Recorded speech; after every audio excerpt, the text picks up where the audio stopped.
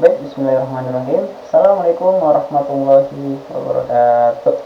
Halo teman-teman semuanya, perkenalkan nama saya Muhammad Abdul Jalati dengan NIM 2410605077. Nah, pada kali ini saya akan menjelaskan atau mendemonstrasikan tugas yang terakhir yang merupakan tugas ke-6 mata kuliah struktur data. Nah, di sini nama struktur datanya itu adalah Binary Search Tree atau disingkat BST. Saya telah mengimplementasikan BST ini, Binary Search Tree ini, untuk memanajemen inventaris barang menggunakan bahasa Java dan menggunakan bahasa Python. Nah, kita mulai yang pertama, yaitu mungkin di sini ada sedikit penjelasan struktur node dan inisialisasi data. Nah, di dalam kode saya, setiap barang disimpan dalam sebuah node yang memiliki ID sebagai kunci pencarian dan nama. Program ini secara otomatis akan memproses 100 baris data dari data Excel saat dijalankan. By the way, dari tugas ini saya telah diberikan data Excel yang dimana di dalam Excel terdiri dari ID dan nama yang berjumlah sebanyak 100 data. Jadi gimana caranya kita membuat sebuah aplikasi yang bisa memanajemen 100 data ini menggunakan BST. Nah, mungkin langsung saja masuk kita ke dalam demonstrasi fiturnya. Nah, mungkin coba kita jalankan terlebih dahulu. Oh, sebelumnya saya menjelaskan sedikit terkait 100 data yang telah diberikan itu. Di sini saya langsung mengubahnya dan saya langsung memasukkan 100 data itu, saya mengubahnya menjadi string dan saya masukkan langsung ke dalam kode.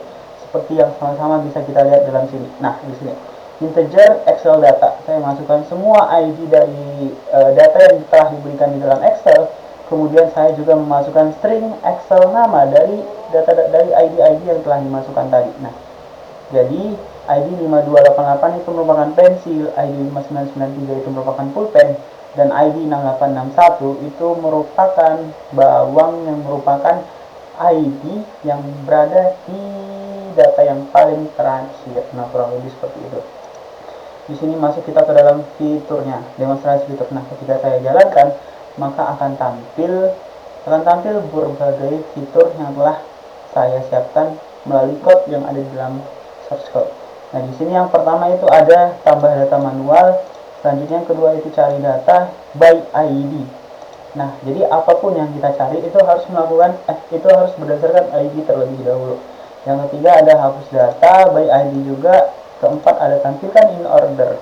Nah, sebelumnya untuk menu penampilan ini itu merupakan traversal, di mana artinya pada traversal itu terdapat sebuah in order, terdapat sebuah pre order, dan terdapat sebuah post order. Nah, nantinya akan saya jelaskan apa in order, apa pre order, dan ada apa post order. Nah, yang ketujuh itu ada menu keluar. Nah, oke, kurang lebih seperti itu. Jadi sekarang mari kita coba satu persatu fiturnya. Bisa kita mulai dari yang pertama, tambah data manual. Nah, ID baru mungkin kita buat 9999 yang merupakan gitar Shopee misalnya. Nah, ID baru 9999, nama baru gitar Shopee. Nah, makanya kita coba membuktikan apakah data tadi sudah benar-benar masuk atau belum melalui menu yang keempat, tampilkan in order. Nah, maka di sini telah masuk 999 merupakan gitar Shopee. Selanjutnya kita coba fitur menu yang kedua, yaitu cari data merupakan dari by ID. Nah, sebelumnya kita lihat dulu nih data apa yang pengen kita cari. Misalnya setelah kita lihat dari Excel, misalnya kita ingin mencari data pensil 5288, maka bisa kita masukkan langsung di sini ID pensil itu 5288, maka berhasil ditemukan 5288 merupakan kode barang pensil. Nah, kita coba menu yang ketiga, itu hapus data. ID yang dihapus, kita ingin menghapus data yang kita tambahkan pertama tadi, mungkin 9999. Coba ID 9999 berhasil dihapus, maka kita buktikan lagi apakah sudah benar terhapus atau belum. Ternyata sudah benar, ID 9999 sudah tidak ada lagi di dalam draft menu draft seluruh barang. Nah, selanjutnya tampilkan pre-order, dia berhasil menampilkan berbagai jenis barang, list barang. Tampilkan post order juga begitu demikian, berhasil menampilkan berbagai list barang. Dan 7 keluar. Nah, kurang lebih seperti itu. Dan sekarang, nah, keluar, oke. Nah, selanjutnya di sini saya akan jelaskan sedikit apa itu traversal yang meliputi in order dan pre-order serta post order tadi. Nah, di sini. Yang pertama mungkin kita mulai dari in order. Nah, ketika saya mengetik menu nomor 4 yaitu tampilkan data in order.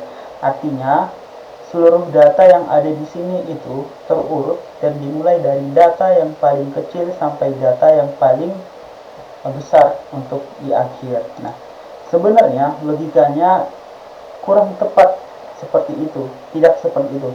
Tetapi logikanya yaitu in order itu adalah emang benar jika kita jalankan data akan tampil terurut dari ID terkecil ke terbesar. Nah, artinya ini membuktikan aturan kiri selalu lebih kecil pada BST dan bekerja dengan benar. Namun yang sesungguhnya itu pada in order itu dia bekerja seperti data kecil, kemudian data induk yang merupakan akar, dan kemudian data yang besar. Artinya kita lihat yang pertama kali di sini yang merupakan data induk yang ada di Excel itu merupakan data kode barang pensil yang memiliki ID 5288. Maka otomatis pada list barang ini kode induk, maka otomatis kode pensil yang ber-ID 5288 itu akan tampil sebagai induk. Nah, induk ini akan ditempatkan di tengah. Maka kita lihat 5288 itu kode barang pensil itu benar bahwasanya dia terdapat di tengah-tengah dan paling tengah. Nah, setelah kita mendapatkan induk yang merupakan posisinya di tengah, maka kita akan pindah ke sebelah kiri yang dimana dia berfungsi untuk mencari kode yang berada yang ID-nya bernilai yang paling kecil. Kemudian dia jalan, lanjut ke kanan itu lebih besar sedikit, lanjut ke kanan lebih besar lagi sampai dia ketemu di induk akar di tengah-tengah yang merupakan pensil. Kemudian dia mencari lagi sampai ke urutan terakhir. Artinya dia masuk induk dulu di tengah, diposisikan di tengah. Dia membagi dua dulu, induk diposisikan di tengah, kemudian dia berpindah ke kiri, nilai yang data yang paling kecil berurutan sampai yang paling besar. Kurang lebih untuk in order itu logikanya seperti itu. Selanjutnya ada menu pre-order. Nah, di pre-order ini coba kita minta menu pre-order itu ada nomor 5. Pada pre-order ini dia emang benar di sini kita mencatat induk dulu baru anak-anaknya. Terlihat ID pensil berada di urutan paling atas karena dia adalah root. Nah, perbedaan pre-order dengan in order ini, kalau pre-order dia menempatkan induk atau root di sebelah paling kiri, kemudian dia menempatkan anak-anaknya mulai posisi dari terendah sampai tertinggi setelahnya, kiri sampai kanan. Artinya pensil itu yang merupakan root harus ditempatkan di data yang paling pertama. Pensil, penggaris, dan mouse. Kemudian dia akan berurutan mulai dari kode 1000-an, 2000-an, 3000-an, 4000-an sampai ke yang terbesar. Kurang lebih seperti itu. Jadi kalau pre-order dia menempatkan root paling kiri, kemudian dia mencari anaknya di sebelah kiri, dan selanjutnya dia mencari anak-anaknya, cabang-cabangnya di sebelah kanan. Kurang lebih seperti itu. Nah, selanjutnya kita masuk ke dalam kode yang menu ke-6 yang merupakan post order yang merupakan paling akhir. Nah, kalau post order ini sebaliknya dari pre-order. Nah, kalau misalnya tadi pre-order mencatat dulu induknya baru anak-anaknya, tapi kalau post order sebaliknya, yaitu di sini kita mengunjungi seluruh anak-anaknya terlebih dahulu, kemudian baru induknya. Maka ID pensil yang merupakan root atau akar tadi akan muncul di urutan paling akhir. Sekarang kita buktikan. Nah, ternyata berhasil dibuktikan bahwasanya pensil itu berada dalam kode yang paling akhir. Nah, di sini.